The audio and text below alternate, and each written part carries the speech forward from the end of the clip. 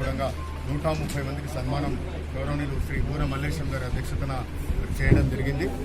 మరి చాలా ధన్యవాదాలు మరి ప్రభుత్వానికి కానీ వీళ్ళందరికీ అవకాశం కల్పించినందుకు. రాబోయే రోజుల్లో పద్మశాలీలకు ఈ ప్రభుత్వం మంచి ఉన్నత పీఠ వేయాలని నేను ఆశిస్తా ఉన్నాను. కోకాపేట 2.5 ఎకరే కాకుండా ఇంకా అన్ని జిల్లా కేంద్రాలలో కూడా పద్మశాలి భవనాలు ఏర్పాటు చేసేందుకు మరి అధ్యక్షుల వారు కూడా కృషి చేస్తూ ఉన్నారు.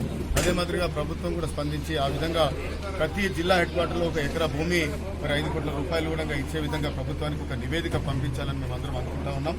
మరి ఈ దిశగా గౌరవనీయులు బూర మల్లేశం గారి ఆధ్వర్యంలో తెలంగాణ పద్మశాలి సంఘం చాలా స్పీడ్గా వేగవంతంగా అన్ని పనులు కూడా చేస్తా ఉన్నామని చెప్పి నేను సగర్వంగా తెలియజేస్తా ఉన్నాను. మరి కొంతమంది దుర్మార్గులు చేసేటువంటి ఒక కుట్రలు కుతంత్రాలకు ఇక్కడి నుంచే సమాధానం చెప్పినట్టుగా కూడా మేము భావిస్తా ఉన్నాం. ధన్యవాదాలు. Thank you.